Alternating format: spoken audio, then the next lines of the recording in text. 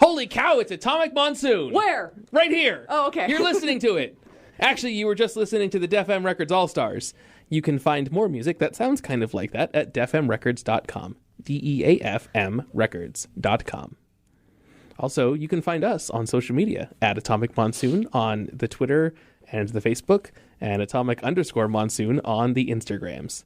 And you can email us any questions or comments you have, like if we're loud and wrong, or just loud, or just wrong, at atomicmonsoon@gmail.com. So, how's it going, guys? it's going good. Yeah, not bad. It's Friday again. It is Friday. We're recording this on Friday the 21st? Yes. Yeah. Hey, Something like that. Numbers. something came out today. Yes. Also, Stephanie's here. Yeah. Yay. Stephanie has something she would like to talk about. Yes. So I know, like, last year we were talking about Spider-Man, We did talk about Spider-Man. and you guys mentioned Couple different times. We did, yes. But this is a whole episode we dedicated to Spider-Man. Oh, yeah, okay, I remember that. That Oh, episode. yeah. And you guys mentioned the Clone Wars arc in Spider-Man. We sure did. Yeah, the Clone Saga. Yeah. Clone Saga. Yeah. Correct. Good old Yes. maximum clonage. Yeah. Yep.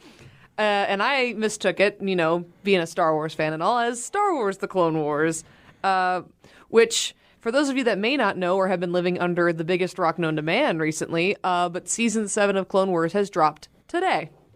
Oh, the whole season? The whole, no, only the first episode. The first episode. Okay. First episode. Disney Plus is doing the same thing what they did with Mandalorian. So I see. So, Apparently, I live under a rock because I thought we were doing this because it's getting ready to come out. I didn't realize it was coming out today. oh, yeah. No, it's today. it's today. Okay. There you go. Surprise. I mean, you still live in small town Arizona, right? No. Oh, No. Not at all. I don't Nope. know. No, I'm not as into the Star Wars fandom as I used to be. So. Okay. Okay, fair I enough. had no Well, idea. I'm probably as much into it as I ever have been, which is very casually. Mm-hmm. So, Stephanie, please Educate. tell me why I need to watch Clone Wars. Okay, so Yeah, I'm curious to be convinced because I am not a Clone Wars fan because I'm an Omega Squad fan. okay, So this, the Clone Wars effectively erased a ton of lore, it did. and that was why I was not a fan of it. Got it. And that was essentially what took me out of the Star Wars fandom. Was the beginning? It was the Clone Wars was kind of the beginning of the like. Okay, I don't you know. So Yeah. I'm curious. I want to hear why I should go back and watch it now Okay. because okay. So I haven't given it a shot. So let's hear. let's hear it. All right. So I'm going to take you guys back to August 15th, 2008. Okay, so this is the CGI The Clone Wars we're talking about. Yes, the CGI Not the hand-drawn Gendy Tartakovsky Yeah. directed Clone Wars micro-series. Yeah. Yeah. So Okay. for those of you that don't know, there is actually a difference between the two. In 2003, Cartoon Network and Lucasfilm released a Samurai Jack animated style version of the Clone. That's the best way most people describe I mean, it. they both were by Gendy Tartakovsky, so that's correct. Yeah. Tartakovsky. And the animation in that was Oh, it was amazing. beautiful. Yeah, super oh, cool. God, yeah. But it ran for 3 seasons and only has 25 episodes total. Yes. And they also released it before Episode 3, Revenge of the Sith, so obviously they couldn't do a whole lot without spoiling the upcoming movie. Right. In 2008, Dave Filoni and Henry Gilroy and the people at Lucasfilm were like, hey, let's do the Clone Wars again, but this time with CGI animation, with computer-generated animation, and have it actually tell a full story and get a lot more information and action out of it. So in August of 2008, they dropped the feature-length film. Okay, I did see that. Yeah. I did go to the theaters to see that. Yeah. Go on. Okay. Yeah, no, I didn't see that in theaters, but I did see the movie. Mm-hmm. But I didn't watch any of the TV show. And I was impressed with the movie because it was one of those. It was the first computer animated film like that. Not Toy Story style or any of that kind of stuff. Like just an actual what I feel like more of an animation. Yeah, like it had it wasn't trying to be super realistic. Yeah, like because before that it was like we had Reboot. Yeah. There Yeah, wasn't really. like Animorphs. Like there wasn't a whole lot of computer animation that really looked that great. That wasn't Right. Either it was trying to Pixar be thing. Yeah, it was either trying to be too realistic or it didn't work. Yeah, other than just straight animation. And the Clone Wars definitely had a unique style to it. Like it still kind of looked like the Gendy Tartakovsky designs. It looked like a cartoon, right? Yeah. But it didn't look like a computer. Cartoon, and that was where it was. It was that nice mix. Like you can see it. It's obviously this is computer generated. Like but it doesn't look like it's it didn't have that uncanny valley weirdness to it. When you're watching it, it doesn't. You don't disassociate it from just being animation. No, right? Like it seemed to be for almost everything that was computer generated up to that point. You know, what I mean? Unless it was Pixar. Pixar, like that's a whole other ball game, a whole different animal. Right. So. But like just your random stuff on TV. No, it didn't look that good. Yep. So that oddly enough, Lucasfilm actually created the software and created that style of animation. At least the version that they use in Clone Wars. Sure. Which it does improve from what you see in the movie over the first couple seasons, and then improves even more so into like season 3 and beyond. And I'm excited to see how season 7 looks because the trailer looks amazing. Okay. But when the movie dropped, they also had a trailer during it that was saying, hey, this October, on October 3rd on Cartoon Network, you should tune in and watch the series premiere of Star Wars The Clone Wars. And they dropped the first 2 episodes of season 1 on Cartoon Network, and it ran on Cartoon Network for 5 seasons. Okay. So it ran 4... I remember seeing commercials for it for a long time. I didn't realize it was full 5 seasons. That's good. Yeah, no, that's a good run. It is a great run. Most TV shows don't last more than 2. Yeah. Especially an animated one. Yeah. Never mind an animated one. Especially never mind an animated one on Cartoon Network that keeps changing its time slot. Yeah. And here's the thing, though, is for 4 of those seasons, it had the same time slot. That's super impressive. Yeah. Yes. So Cartoon Network was going through a phase called... It was like this whole thing where they were like rebooting everything, and like Thursday nights was all about like comedy shows, and Friday nights was all the action animated shows. So it had like Young Justice, Ben 10, Alien Force, Batman Brave and the Bold, Secret Saturdays, Generator Rex. It had all those things, and the last thing they would show would be Star Wars: The Clone Wars, and after that it would go straight into Adult Swim, and it sat in that time slot for 4 full seasons. Okay. Like, I came home from high school football games in marching bands, still in hair, makeup, everything, to sit there and watch the episode that I DVR'd because I missed it. But season 5, they switched to Saturday mornings because then Cartoon Network did a whole, like, revamp of everything of what they were doing and moved all the action cartoons to Saturday mornings. Was still in high school, still could not... I was so tired. I'm like, I can't get up early enough to watch this. So I DVR'd it and watched it when I woke up later. Okay. But it ran all through season 5, ran all on Saturday mornings. And it was during season 5, at the very beginning, we were led to believe, we're going to have like 1, 2, 3, 4 more seasons after this. Oh, wow. That didn't happen. And then not halfway, but like right around the time that October came around, we discovered that Disney was doing the Lucasfilm buyout. Oh, right. Yeah. Oh. And one of the things about Disney is they want to bring all their animation in-house. Bingo. Because a couple years earlier, when they bought Marvel, that's when Wolverine and the X-Men got canceled. That's when Avengers Earth's Mightiest Heroes got canceled. When Spectacular Spider-Man... Like, even though those were arguably the best versions of those shows... they were doing really well, too. Even still, there's the Avengers cartoons that have come out since are not better than Earth's Mightiest Heroes. There is a strong argument that the Spider-Man cartoons are not better than Spectacular. They haven't Wolverine made and the X-Men was really good. Right. They haven't made an X-Men cartoon since Wolverine and the X-Men, which goes more into licensing and Fox, and we don't need to get into that. But like the 3 big Marvel cartoons that were on the air all got canned because Disney's like, no, we're going to animate them. We're not having someone else do it. So it makes sense that they would cancel Clone Wars for the same reason. They also canceled it because it was on Cartoon Network. There's which is owned by Warner Brothers, which is a direct competitor. Yeah. There is also that point.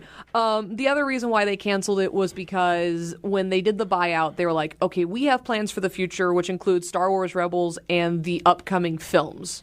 So we have to devote all attention to that to show that Disney now owns Lucasfilm. So I remember it very vividly, but it was like an April morning, the final episode premiered. I was crying my eyes out because one of the main characters, Ahsoka, who I'm happening to wear on my shirt right now, walked away from the Jedi Order. And after that, like, they had this really kind of somber sounding theme playing, and it was just like, it's over. This is it. We're not getting any more. This is it. We're not getting an ending. It's done. Just gonna cry, and everything. And then later that year, they announced in March they were gonna drop the entire 6th season, which was all the episodes that they had completed, that they had ready to go. Mm-hmm.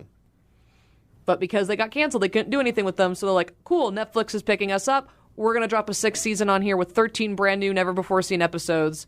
Okay. And then on StarWars.com, they dropped 2 never-before-seen and not finished, not fully animated, not even finished generated episodes either. Mm-hmm. So they dropped those 2, and those are the Bad Batch and the Kyber Crystal arc, which I believe, and actually the first arc of Season 7 is the Bad Batch. So we are getting it finally fully... Actually animated and everything. Completely animated, looking gorgeous already. So that's awesome. It's an awesome way to start it off. Yeah. Yeah. So, but yeah, no. And now Season 7, 6 years later, is is coming out, and we're getting the ending that Dave Filoni promised us. Okay. So, all right. So this is going to wrap up Ahsoka's story? Is that the kind of the purpose of this season? So Ahsoka's story isn't done after this. She's in Rebels, and she survives everything the Empire does. Okay. So she makes it all the way past episode 6. Oh, okay.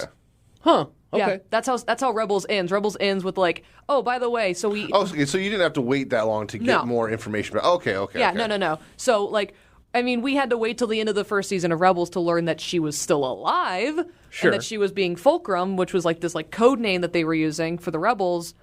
But after that, it's like, cool, Ahsoka's alive. And then she fights Vader. And then we're like, great, Ahsoka's not alive anymore. And they're like, nope, she's still alive.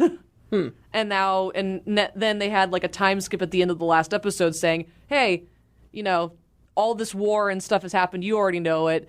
So we're going to give you a time jump, and these guys are still alive, and now they're going to go look for Thrawn and Ezra. Okay. So, all right. But yeah, no, that is the whole thing. The music in the show was done by John Williams and Kevin Kenner. Okay. So there's makes sense. Yeah. They're the guys that make the movie themes. Yeah. So, and it stars some, I would say, familiar enough actors and voice actors. Sure. It stars Tom Kane, who, if you've ever watched the Powerpuff Girls, he is the main announcer. He's the narrator. Mm-hmm. Or if you've ever watched Kim Possible, he is Lord Monkey Fist. Oh yeah. Yeah, huh. I met him at con, and he had all these pictures of who he played, and I was like, oh my god. The voice of my childhood. Exactly. Yeah. There's James Arnold Taylor, who, Tom Kane in the show voices Yoda and the narrator. James Arnold Taylor, who in the show voices Obi-Wan Kenobi and Plo Koon. Okay. But I haven't really looked into much else that James has done. Matt Lautner, who is known for his show doing a lot of like the 90s, early 2000s teen heartthrob type shows. Okay. He voices Anakin. Mm-hmm. Mm-hmm. Ashley Eckstein, who voices Ahsoka Tano and has now become like a freaking icon because of it. Yeah. And then D. Bradley Baker. Oh, good old D. Bradley Baker. Everyone loves D. Bradley Baker. Yeah, because he does so much weird stuff. So much stuff, yeah. He's voiced so many great characters, too. It's and true. he voices every single clone in the series. Every single one. So there are probably a lot of scenes where it's just D. Bradley Baker talking to himself, like four times around. There are arcs where it's just him talking to himself. I hope he got paid extra for that. Oh, he definitely did, probably. And then there's Matthew Wood. Hopefully he's got an agent that, like, per line kind of, like... Yeah. And then there's Matthew Wood, who voices Grievous and all the droids. So there's episodes where it's just the two of them talking. Okay. That'd probably be actually a really fun recording session. Oh, yeah, I would love to sit there and watch it. Oh, yeah. So. I mean, I'll talk to myself for free, so There you go. I would gladly get paid for that. Mm-hmm. Yeah. So I was looking up some more information and kind of trying to figure out the best way to describe the series and each of the seasons, because they're just... This show is on the level of Avatar: The Last Airbender good. Okay. There was an actual quote that I found from Tech Times, and it said, while the Star Wars prequels fail to make audiences care about characters like Anakin Skywalker, the Clone Wars succeeds. Okay. It actually makes you care about all the prequel characters. It actually makes you care about the events that take place in the prequels, because they do a good job with storytelling and character development and stuff like that. Yeah. So. Well, and I mean, and this is not to negate that quote, but also like, you know, a lot of things happens in the 7 hours that those 3 movies take place in. Yeah. Right? And it's hard to get a good, like, you can't get a good feeling for who these people are or what's going on when something is happening every 5 minutes. Yeah, exactly. Right? And so when you give us another 5 years of story, like, of course we're going to get some more development. When you have like 2 hours of story time and then, they're 10 years older than the last time we saw them. Yeah. Yep. Okay. Yeah, what happened in that? Actually, we still don't know what happened in that 10 years, but... Yeah. Yeah. So each season, so I kind of found like a breakdown, but it's very similar to how I describe it. But so in the first season, very much just shows like various different battles, situations, scenarios, where Dooku, Ventress, and Grievous are kind of the main villains and the baddies of the whole series. Okay, so I need to know who Ventress is, because I don't know that name. Okay, so... Is she the mummy lady? Yeah. Okay. That's okay, yeah. Like she kind of looks like a weird Sith mummy? Yeah. Okay, what's her deal? So Asajj Ventress is actually a descendant of a clan of witches known as the Night Sisters. Okay. That live on the planet of Dathomir, which we actually do go into that in this series. More in seasons 3 and 4. Okay. But in the original Clone Wars, the animated one, not the CG one that we're talking about, she was introduced. Okay. As this kind of very powerful being, and Dooku's like, I'm going to make you my assassin. Okay. And then she goes and fights Anakin, and then gives him the signature scar that we've all seen. Oh, okay. During a lightsaber duel on Yavin. Okay. At least in that series. And she was such a big hit from that, they're like, well, of course we're going to bring her back. So they brought her back. Yeah. So she's kind of one of the big baddies of season 1. Okay. And then Grievous is the robot with the forearms with the coughing problem. Yes. Okay. And then the other name you said was Dooku, which is Christopher Lee. So, yes. Okay. Yeah. Cool. With the cane lightsaber. Yes. Also, he's Dracula, so getting Dracula in Star Wars is pretty cool. Exactly. So, but when you get to season 2, it's more of the bounty hunters and the smugglers are stepping in, and the pirates are stepping in, and they're causing more problems and more situations. Okay, so season 1 is here's all the Jedi characters, here's all the Sith characters, these are your basic good guys, basic bad guys. Yep. And season 2, it's like, here's the other parties coming in. Exactly. Okay. It's kind of like that. Season 1's also very good about just kind of like, here's a generic introduction that's very family friendly that everyone will enjoy. Uh-huh. Season 2 is like, okay, now that we've introduced you to this stuff, we're going to start feeding you a little bit of like, this is actually a war going on. Right. So we have people dying, we have people committing suicide in season 2. This show has the word war in the title twice. It does. It is Star Wars, The Clone Wars. Yeah. It is double war. It is double war. We also get like an entire 5 episodes of just them returning to Geonosis, which is where the bug creatures from episode 2 Attack of the Clones. Okay. So we get like a whole arc on them returning there to try and reclaim it, and it's... Did they find Sev? Sev? Yes, Sev. From the Republic Commandos, all that stuff, pre-Clone Wars? No? Okay. I'm sorry. Okay.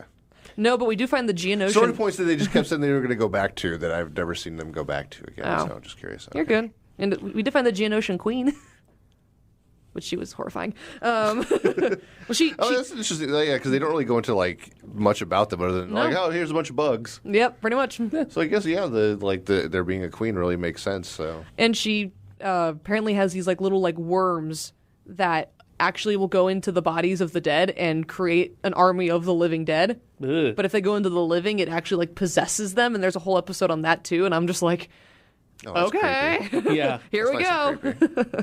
So, was that a Halloween episode? I feel like that was probably a Halloween episode. I think it actually was released around Halloween. That's like episode 7, so yeah. Yeah, that's about Halloween time. Yeah, especially, yeah, so. But when we get into season 3, the first half of season 3 is very kind of more on the politics side of things. We definitely get more of kind of like the war on both sides and the political side. So there's that. And then but then later in season 3, we're like, okay, now back to the rest of the stuff. And also the animation's been updated because we've done a time jump. Okay. So everyone, before they had like shorter hair, they had more armor on their outfits. And then later it's like, okay, they have less armor and their hair is a little longer and their outfits look a little bit different. And season 3 definitely starts bringing in the whole aspect of the Night Sisters. It brings in, it actually brings in Grand Moff Tarkin. in season 3. Okay. We get, Chewbacca in season 3. So that's pretty cool. Yeah. I like Chewie. And then season 4 is where it's like, if you've ever heard the statement of, when you're watching an animated series and like, this is a kid's show. This is a kid show where it's like, there are things happening that are not for children. It still has war in the title twice, though. Yep. That's where we definitely get season 4. Okay. Because we get murder, we get a clone, not a clone, we get a Jedi who literally turns the clones against each other. Okay. And has them fight each other. And we all hate this guy. His name's Pong Krell. We all hate him. We get slavery in it. We get Obi-Wan faking his death to go and try and save the Chancellor. We get... to be fair, a lot of that stuff's already in the movies anyway. Well, yeah. Yeah. I mean, A New Hope starts off with smoldering corpses, more or less. So, Well, yeah. I guess that's fair. Yeah. Anakin starts off as a slave. It's true. So, I mean, a lot of that stuff was already in Star Wars. So, Yeah. But I mean, watching people get whipped, watching people say, like, no, I would rather be dead than be a slave, like... Things like that. It's like, okay. This is going down definitely a darker route, showing a little bit more of how Anakin's descent to the dark side's happening. Smoldering corpses. Fair enough. I have a question. What's your question? Okay. How much time takes place between Star Wars Episode 2, Attack of the Clones, and Star Wars Episode 3, Revenge of the Sith? So, according to George Lucas, before the Clone Wars came out, we were believed that it was like 3 years. Okay. Since this series has come out, we're thinking it might be 5. Okay. Either way, though, Okay. so it's a few years, but it's not like a huge amount of time. No, it is not a huge amount of time. It is like... It's not like the 10 years between Episode 1 and Episode 2 or Yeah, whatever. no, Okay. it is obvious that we watch, especially Ahsoka of all people, we watch her go from like maybe 14, 15 years old in the beginning to being about 17, 18 by the end. Okay. So... Okay. So, yeah, 3 to 5 years. Yeah. Okay. Yeah, Okay. ish. So season 4 gets dark, and of course we get the return of Darth Maul in season 4. Oh, that guy. Yeah, he survived. Yeah. We don't know how still, but he did. He bought himself some robot legs. Mother Talzin gave it to him, but yeah. I mean, okay, he got himself some robot legs. There we go. Yeah. Season 5, we definitely get more like lore type stuff. Not like, I guess because we get to see the planet of Ilum where they get their kyber crystals for their lightsabers. We get to see kind of how Anakin is the one who, not really directly Anakin, but Anakin, Obi-Wan, and Ahsoka are directly responsible for helping teach Saw Gerrera. If you saw Rogue One, you guys remember Saw Gerrera? Which one was he? I only saw it once. He was I can't remember. He was the dark-skinned gentleman who wore the kind of huge plated armor that would continually put the breather mask to his mouth. Oh, yeah. That actor, I'm trying to remember his name now. Forrest Whitaker played it. There we go. Okay. Forrest Whitaker played him. Okay. That character originated in the Clone Wars with him All I and could his... think was Ghost Dog. That's all I could think of. It's the way of the samurai, yo. Yeah, all I could think of. I was just like, why can't I think of his name? Yeah. But yeah, no, so Saw and his sister Steela were in the Clone Wars, and they were trained by the Jedi to kind of create a rebel faction to help and fight against the Separatists, so without the Jedi getting involved on a planet that's not exactly Republic. Okay. And it's interesting because it's like he teaches them all these things, and then years later he takes it to extremes, and it's like, interesting, you were trained by the future Lord Vader to... to fight the future Lord Vader. Exactly. Yeah. Okay, that's pretty cool. That gives me a different appreciation for Rogue One, knowing that one of those characters was established well beforehand. Yes. And then other thing with season 5 is we also get Darth Maul teaming up with the Pikes, the Black Sun, the Hutts, and the Death Watch to overthrow Mandalore. Okay, wait, that's a whole bunch of words I don't know. I know the Hutts. So we know Hutts like Jabba the Hutt Right. and Pizza the Hutt. Yeah, And Zero the Hutt, because I Zero the remember him Hutt. from the intro movie. Yep. Okay. The Pikes and the Black Sun are two other large crime families in the galaxy. They are from the expanded universe, and they have been made canon in this now. Okay. But didn't they erase a lot of, like, Zizor and everything like that is not No, he's there. Is he there? He's okay. there. Okay. So at one point they didn't want to pay that author. So I think he's there. Because I know that was a lot of reasoning for a lot of like the changing the lore and things is because like, well, if we do it that way, we have to pay people. Oh. And we don't own that anymore. Thing is, though, I feel like they made enough money by that point. They're like, here. Yeah. But I don't know. Well, yeah, that goes into a whole other conversation about Disney. So. Yeah. But this is before the Disney buyout. So. Well, that's good. It's cool that they actually incorporated some of this stuff because that's one of my big complaints is that a lot of things that they erased because of it. So it's good to see that they're actually bringing some of that because that's Shadows of the Empire is one of my all-time favorite books. It is an amazing that's novel. officially not canon anymore, isn't it? No. Huh. No. Okay. So. Even though it's one of the things that like helped revive Star Wars. Right, yeah. It's not canon And sold a lot of Nintendo 64s. So that are the three books that came before it, when Timothy Zahn like revived Star Wars again and made it so George Lucas could make his movies. Those aren't canon anymore. No. Yeah. But Thrawn's finally in it, so that's good. Yes, Thrawn is canon. So, but I do have a question for you, Josh, specifically. Yeah. You might be able to answer this one as well. But have either of you played Clone Commando, the video game Clone Commando? No. The Or have you Republic heard- Commanders? Republic the Republic Commanders? Commando, the one on Xbox? Yeah. Yeah, that's specifically what I was talking about with Have They Found Sev, because that was a huge storyline. okay. And that was those characters specifically and their counterpart, Omega Squad, which are in the Republic Commando novels. What about, do you know, so pardon me on this one. This is where my knowledge gets a little fuzzy. You're talking Delta Squad? Yes, Delta Squad and Omega Squad. Delta Squad is in season 3 of Clone Wars. That's good to know. Yeah, That's good to know. they actually it actually makes me maybe want to watch it a little bit because one of the big things that I had a big problem with was Lucas. They went so far to go out of their way to develop a lot of the canon, especially revolving around like the clones and everything like that, and the Mandalorians and everything. Like they invested a lot with like the community and like trying to get like, hey, developing languages and the and I went off on this before when we were talking about Mandalorian and everything. Just like they invested so much into doing that, and they're just like, screw it, we're not going to do it either. It's just like. Yeah, no, Clone Wars and it brought don't a have lot. to do with money things because it's like, well, then we have to pay Karen Travis if we keep using these other characters, and if we use that language, we got to pay her and these guys from the 501st. So no, we're not going to do that anymore. Yeah, I think they did pay her though, because I think she wrote another book after Clone Wars came out. So When the buyout happened, it was when they scrapped. Got it. Okay. So, but yeah, no, Delta Squad does Because they appear. did. It finished with the.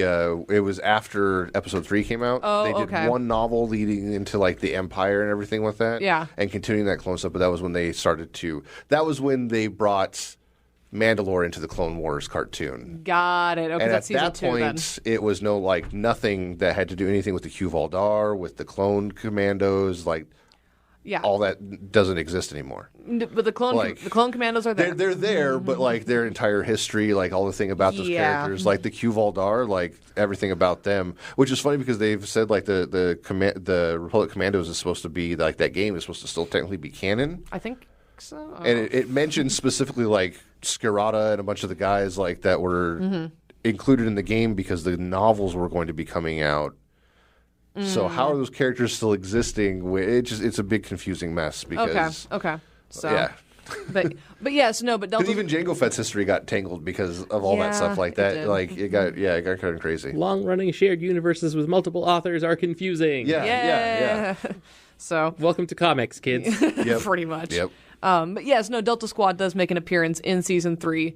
Sadly, it's not in like a action-packed sort of way, but they are there, and it is still really cool. In season 5, we actually do get an arc where we do see another clone commando named Gregor, who we believed before Rebels came out that he didn't survive. Oh, he did. He survived 1 versus like maybe 1,000 droids on a lone planet with no other Republic backup on his own, and that's impressive. It shows that the clone commandos truly can kick some butt. Yeah. And then also in season 5, we get Ahsoka being framed for a terrorist attack on the Jedi Temple. And it turns out it wasn't her. It was Barriss Offee, another Jedi. And yeah, and so we get this whole interesting arc where it's like Jedi betraying Jedi all over the place. it's like The Fugitive. It's like The Fugitive with Okay, that's kind of neat. It's kind of like a fugitive feel to Kind it. of getting a whodunit kind of little story arc. Those are always fun. I like those. Which ends with Ahsoka leaving the Jedi Order. Season 6 provides us, I think, some of the most interesting arcs. The first one is 4 episodes long, and it centers around one of the clones who actually discovers the Order 66 conspiracy. One of the clones has a malfunction, accidentally kills a Jedi, and when they take him into Kamino, they try to figure out what's going on. The Kaminoans, they know what's going on, but this clone named Fives, he tries to figure out what's going on, and he discovers that every single clone at one of the earlier embryo stages gets implanted with an inhibitor chip. That obviously, if you say execute Order 66, the chip activates and suddenly possesses the whole brain. They changed it to that? They changed it to that. Oh, see, in the original canon, it was the clones were given, like, they're literally given orders to memorize. It was something that was like 1,002 orders or something like that. Okay. And it was literally Order 66 was in the eventuality that these things happen, this is how you execute this order. Yeah, and it just happened to be one of the many orders. It was hidden inside. Yeah. You know what I mean? It's just like, oh, yes, we're planning for every eventuality. These probably won't ever happen. It just happened to be that 66 was the one, like, okay, execute Order 66, which is eliminate the Jedi. I think the original plan was to keep with that, but I think after making so many great clones in the series and making them so I don't want to say lovable, but just like relatable, and having them have these great relationships with the Jedi. And like making them actual characters. Making them actual characters instead of just soldiers, like just mindless soldiers. It became a thing where, you know, if they had it like that, then they would know that a lot of clones would have said no. So by them doing the inhibitor chip, it's like they didn't have control over doing it. And I mean, nothing says that chip didn't include the other. Yeah, it doesn't say that didn't include it. It's just they only went into the fact of like, why did it cause him to kill a Jedi?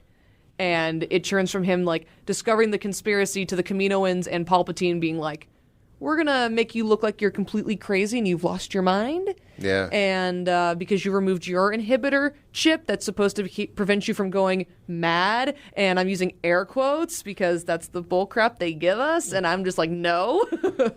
See, I think this stems from my in the Star Wars, the expanded universe stuff. I was always a bigger fan of the things, especially during the Clone Wars area, that always kind of like the Jedi weren't necessarily the good guys, especially to majority of the universe. They weren't good guys at all. They're this overwhelming religious sect that when they showed up, you had to do exactly what they said. Otherwise, they're going to burn you down with their laser swords and wipe your mind. So it was one of those like, a lot of the clones would have been, they betrayed people. We're just going to kill them because we're protecting the innocent. Exactly, And it was just like, who cares if they're Jedi? That means nothing to me. I don't care about Jedi. Yeah. I'm a soldier. I'm here. And they're telling me that my commanding officer has betrayed us. So that means he's an enemy to the rest of us. Like, I don't know.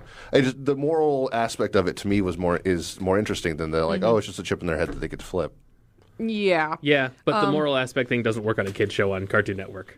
There's that. Right. So like, but at the same time, when we're talking about like there's episodes about slavery, well, this kind of goes hand in hand with this. It takes away like, okay, are they mindless slaves or do they have free will? Well, okay, well then no, they're just all mindless slaves.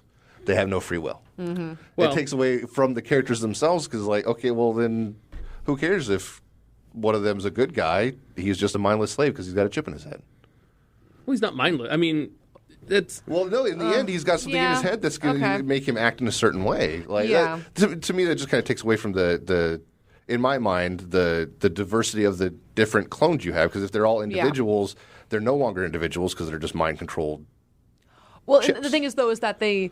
They're droids at that point. They're they're just organic droids. There is actually a set of dialogue in those episodes from Fives where he says, we're men. Actually, no, that's from season 4 when he's talking to his fellow soldiers like, we're men, we're not a bunch of mindless droids. See, and that was like part of the moral conundrum with those guys. Like, they were grown, they were clones and everything, but they weren't like, they still had freedom of choice. They had the choice to fight for the Republic or not fight for the Republic. They could abandon their fellow brothers in arms if they wanted to. Like, just we do see. And at this point, I don't know. To me, it's like, okay, well, then they weren't. Like their entire identity of having free will and everything, it was a complete fallacy the whole time. So they still have free will. There are still deserters. There are still those that make the choices. I mean, in that Umbara arc in season 4 with Pong Krell, So was it not all the clones had the chip? No, every clone has the chip, but the thing is, though, is that they don't know that it's there. It does not come up on any scanners. It doesn't come up on anything like that. And it's literally, it's like a little hidden switch that you just never turn on. You never do anything with. It doesn't change anything until you turn it on. Until you say the words execute order 66 or execute order, whatever. If you say a specific order that it's programmed for, then it will turn on immediately. So when you turn on their Alexa, they become murdering machines? Kind of like, yeah, they become the Jedi murdering machines. But here's the thing, though, is that they weave these episodes in such a way where they make them believe that, no, these chips are good for you. They're supposed to help you from going mad. And if you remove it, you're going to become a madman and you're going to go absolutely crazy and kill everybody. And they go on this whole rant about it. And it's proven not to be true because they end up drugging the clone that's trying to prove that what's actually going on and makes him into a madman, which results in his death. So it's like this whole thing, and I think they're going more into that in season 7. But I'm going to kind of wrap up a little bit more with season 6, is that they also have episodes where they go into the mystery behind Sifo Dyas and the creation of the clone army. Oh yeah, okay, that was right. He was the one that went to he did the initial order and everything like that. That's neat. That's cool. They go that little backstory stuff. Yep, we go into that and where he was and what happened to him and how he died. We also get Yoda going into the deeper dives of the Force and figuring out how the Force Ghost stuff happens, because apparently, according to everything up to that point, you should not be able to do that. It's impossible. Like, you're dead. Once you're dead, you're dead. You're just part of the Force again. Exactly. You don't have your personality anymore. It's just Force. Yeah. So they go into stuff like that, and was it the end of episode 2 where they introduced the Qui-Gon wanting to talk to Obi-Wan after he had died? That was 3. That was 3. Okay, I apologize. So, yeah. Yeah, when they were getting ready to take the babies away. Okay. Yep. Okay. So, but yeah, so we get stuff into that, and we also get the first canon appearance of Darth Bane. Oh, wait, in the Clone Wars? Yes. How did they do that? Yoda went to a Sith planet to continue on with this like training that he was doing under the work of 5 Force priestesses. And while on the planet, Darth Bane actually, like in like phantom form, comes out of his tomb and tries to like get Yoda to join the dark side. And Yoda's like, "No, you've been dead for like a really long time. Get out of here." And what's great is Darth Bane was voiced by Mark Hamill. How did Darth Bane have a tomb? That was after the Sith Empire that he died. Mm-hmm. He destroyed the Sith Empire. How could he have a tomb? Someone went back and made a tomb for him. That's a big question mark. Either way, he came out of a coffin. So that's even more like insane questions, because he created the rule of 2. Yep, he did. And then when he died, he didn't they must have scrapped all the canon for him then, because nope, all his canon is confirmed. It can't be, though, because literally, like, his end is the soul transfer into his apprentice. Mm-hmm. Yeah. And there's no tomb for him. So I think his body's gone. It's nothingness. He transferred into his apprentice to go on. No, but she said he appeared as a phantom. The rule of two, though. But like, I don't think it's an actual like tomb. It's like it looks like the setup of a memorial tomb. Well, so someone looks like someone went back and set something up. He also could have been hanging out there. He also could have been hanging out. Who knows?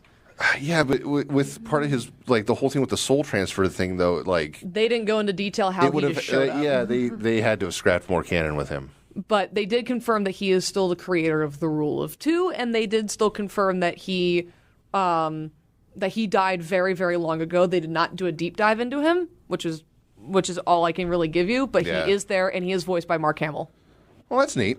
He does like his Fire Lord Ozai voice. I mean, not explaining something doesn't necessarily mean that they had to change something. Yeah, it's really weird because.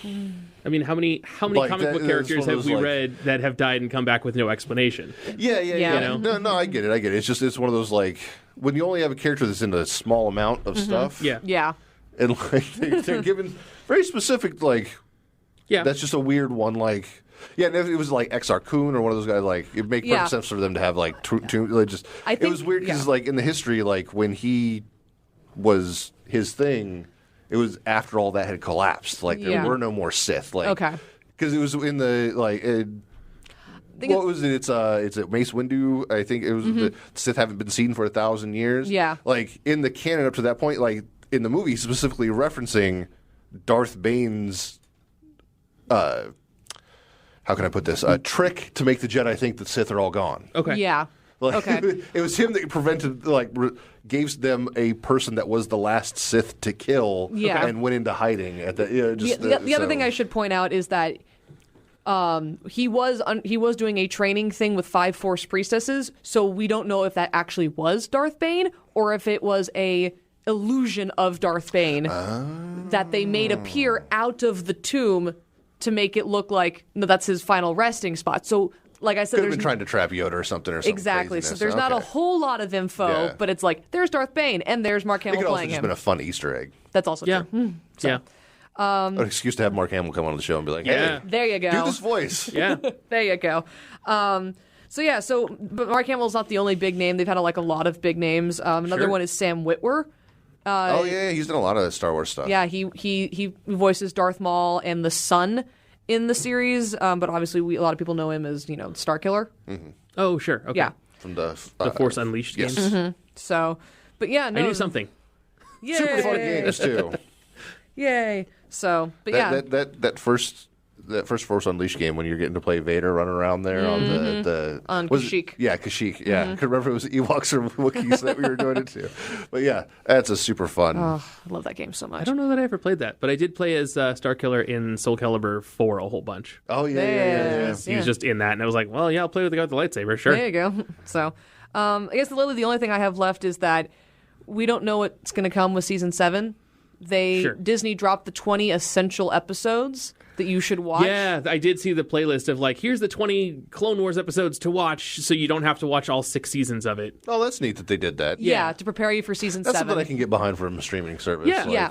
Oh yeah, hey, you need to catch up, and you've got 20 years worth of stuff. Here you go. Just watch this. Yeah. Just watch these episodes. Yeah. These are the important ones to pay 20 attention episodes to. at 22 minutes, you're looking at, you could watch a couple episodes a day Yeah. and be done in a week, and all Exactly. right, cool, I'm all caught up. A movie's worth a couple times. And Yeah, you're done. exactly. Yeah. So, but we don't really know. We know the Bad Batch is for sure happening, and we know that the Siege of Mandalore is for sure happening. But we don't know if the Kyber Crystal story is happening, and we don't know if we're ever going to see Boba Fett versus Cad Bane. Now, one of the things I had read was that it's supposed to be part of this story is going to be leading into Mandalore season 2, right? We're finding out information that actually is going to. Oh, that's interesting. Which, So there's something that happened. If you haven't watched it yet, slight spoilers. I won't actually say too much, but the last episode of The Mandalore, you see something happen yes, that is specific to the Clone Wars stuff. which I actually did write that down, and it's a spoiler for the Mandalorian, but it's not really a spoiler because for a lot of people, So I kept saying Mandalore. I yeah, you're apologize. good. For a lot of the already existing animated universe, this is the first time we're seeing a live action version of it. Yeah. But he is talking about what is known as the Darksaber, which, to quote Pre Vizsla from Clone Wars, this weapon was stolen from the Jedi Temple during the fall of the Old Republic. Many Jedi have died upon its blade. Like, he has this whole big monologue that I have memorized about the saber and him and Mandalore. It's one of my favorite bits from the series. But yeah, the Darksaber was originated in the Clone Wars with Pre Vizsla and the Death Watch. In season 5, Vizsla and Maul actually fight each other, and at the end, Vizsla dies. And because it's the whole honor bound thing of where I challenge you for the leadership position, Yeah. and whoever wins is the new leader type thing, or the continuing leader. And Maul beheads him with the Darksaber. And then Maul has the Darksaber all the way up until Star Wars Rebels, and then it gets into the hands of Sabine, one of the characters. Okay. And then that gets back to the Clan Vizsla. That is the last known location of it, at least until The Mandalorian, where we see it in the hands of Moff Gideon. So this thing has really made a mark for Okay. itself from season 2, episode 12 of Clone Wars, all the way up to the last episode So of Mandalorian. it's definitely something that Dave Filoni is a fan of, since now he's in charge of all this. Yes. So And it's fun to have relics like Yeah. that, right? Yeah. You can track the Infinity Stones throughout the history of the Marvel Universe. Yeah. Oh, yeah. And just where's the Power Stone? Oh, the champion of the universe It's a has great it. It's MacGuffin. Punch and She-Hulk, right? Yeah. So having a thing, in addition to the storylines, oh, where has this thing been the last however many years? exactly, yeah. Right? So Is it something you ever need a bottle episode where it's just we need to tell a single story? Great, we're going to tell the story about where the Darksaber was 1,015 years ago. Exactly. This person had it. Yeah. yeah, exactly. So it's there's a lot of curiosities, a lot of questions. I feel like in my mind, I know way too much going into season 7. Like I kind of know what episodes are going to happen. But that's what super fans do. Yeah, there's when that. you're a big fan of something, that's you know. But there's that. But the thing is, though, 2 of the arcs have already existed for 6 years now, even though they weren't finished to being animated. And the other part that I kind of know, which is the Siege of Mandalore, was actually referenced in the Ahsoka novel. So I kind of know how the series is going to end, but I still want to watch it. Yeah, and who knows what they changed from those old animatics to the new episodes. Like they probably made a lot of changes, especially because like the writers like narratively would have grown a little bit. It's going to be different writers as well. Like, I'm sure there'll be quite a few things to surprise you. Oh yeah, no, there's. I mean, also I went into Infinity War knowing what was going to happen because I, read comics in the 90s. Fair enough. Right, and then Endgame, the second half of that story was just a completely different story. Right, so I knew what was going to happen, but no, I didn't. Yeah. Okay, fair enough. Right, so. Yeah, no, it's just this series is great. And I haven't even gone into like there's a lot of stuff that happens, a lot of characters and cameos that occur. And I would highly recommend if you do sit down and watch this series.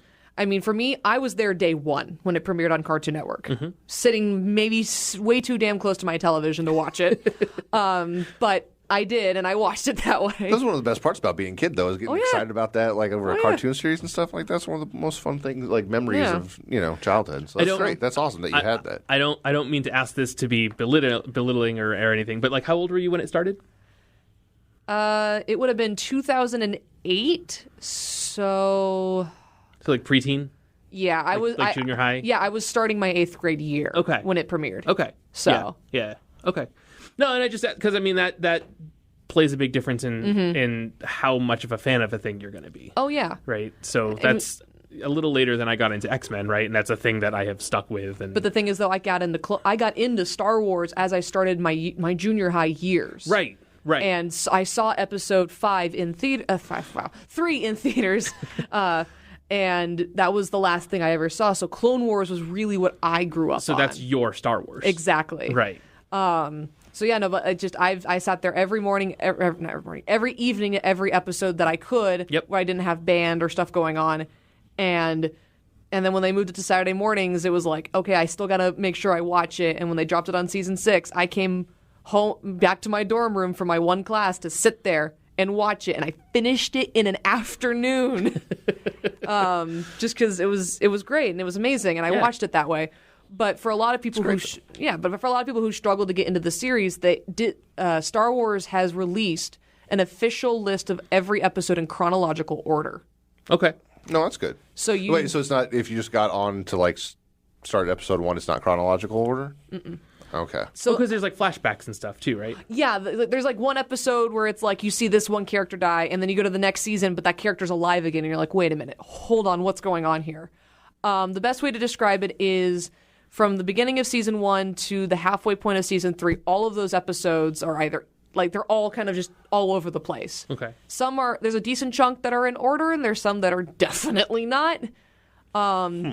If you watch it in chronological order, it would actually go an episode in season 2, an episode in season 1, and then the feature-length film. Huh. Interesting. So there's like prequel episodes to the movie that occur. Again, because the Marvel Cinematic Universe is a big thing that everyone can relate to, right? Like those movies all didn't come out in chronological order. Oh yeah, no. Right? Like Captain America: The First Avenger takes place in 1941. Yeah. Right? Like, yeah. But it was like the 5th movie that came out. So like, yeah, non-linear episodic storytelling is fine. And Captain Marvel takes place in the 90s and came out in the middle of the Infinity War Endgame thing. Yeah. So like, yeah, it's fine. But it's a little weird with an episodic TV show, but they mainly did it that way because the original Clone Wars, the animated one, they did the same thing. It kind of just jumped all over the place. Sure. It showed that there was a time jump, but we didn't know what was in what order. Yeah. And they did the same thing with this, but that was because they didn't know how far this was going to go. Right. After season 2 was confirmed, and at least the first 2 seasons 1, 2, and 3 were confirmed to happen. They were like, okay, so we're getting these seasons for sure. And right around the time they were starting to work on season 3, they were like, hey, you're getting so many more seasons after this. And they're like, sweet. In the middle of season 3, we're going to start putting everything in chronological order, except for one episode, which They only did that because season 4 ends with Darth Maul returning, so they had to start season 5 with Darth Maul, even though that episode is supposed to take place in the middle of the season. Okay. It was a way to get. It was like, Yeah. okay, I get why you're doing it. Yeah. Yeah. So. Yeah, and if you don't know how much you're getting and you're like, we want to tell this story and this story and this story and this story, but we only know we're getting 13 episodes or whatever, like... The shortest season in production, like sometimes episodes just take longer to produce. Yeah. Oh, yeah. Yeah, no, but the first 4 seasons are all 22 episodes long. Okay. Season 5 is 20, 6 is 13. This one, I'm not sure. I've heard rumored numbers. I don't know how long this season is. Okay. So... Yeah, we'll find out. I'll just keep watching until it stops. Yeah. There you go. Yeah. But then this is definitely the end of Clone Wars as far as we know. This is the end. Yeah. Yeah, like there are things in there that I recall from the Ahsoka book, and I recall from reading interviews and articles with Dave Filoni. We are getting the end in this. Okay. So, and Clone Wars fans everywhere are like, woo! So it'll actually be Order 66 on screen more than likely. Yeah, most people assumed that the series would end with, Palpatine being kidnapped by Grievous to start Episode 3. And then Dave Filoni confirmed, like, oh, no. This movie ends with Order 66. The series ends with Order 66, and we're all like, wait, what? Yeah, because that's like in the middle of Episode 3, right? That's the like most. Yeah. That's like the most climax of the, way of the through. movie. Yeah. So, Huh. Interesting. one of the climaxes of the movie. There's a lot of climaxes in Yeah. Episode 3. Well, yeah. It's like Lord of the Rings. Like, Yeah. The movie had like 17 oh man, that was. endings. Oh wait, no. Okay. Like it's over. Oh no. Can we go home yet? No. Okay. So, but yeah, no, I it's a highly recommended show that I fully endorse. I've watched it so many times. There are episodes I have quoted and memorized. There's sequences, there's things, there's ships that I have. It's I don't know series. anything about that. I don't know any. Yeah. I don't know. I haven't done that with any show ever. I don't know what you're talking about. No, not at all. So. Well, we are just about out of time. So. Yeah. Oh, we are. Well done, Stephanie. You paced yourself very well. Thank you. Much better than I have ever paced myself on an episode like this. Look, I have been trying to catch myself up on a lot of the episodes that I haven't been on. I'm learning a lot about Transformers. So I'm glad I'm able to teach you guys a lot about Clone Wars. Yeah. More than you ever wanted to know about Transformers. Atomic Monsoon. All right, guys. Well, thank you so much for joining us this week. Again, find us on the social medias at Atomic Monsoon on Twitter and Facebook, Atomic_Monsoon on Instagram. Email us atomicmonsoon@gmail.com. Just look for Atomic Monsoon, sometimes with an underscore. You'll find us. Speaking of Transformers, stay tuned to our Twitter account over the next couple of weeks. That's all I can say right now. Okay. Yeah. Okay. Exciting. Yeah. And then if you have questions for Juno Lasco, he did say he would like to come back closer to the release of Titan Masters Attack. So send us in your questions that you have for the guys that make the game. Yeah. There you go. All right, guys. Have a great week, and may the Force be with you. Begun the Clone Wars has.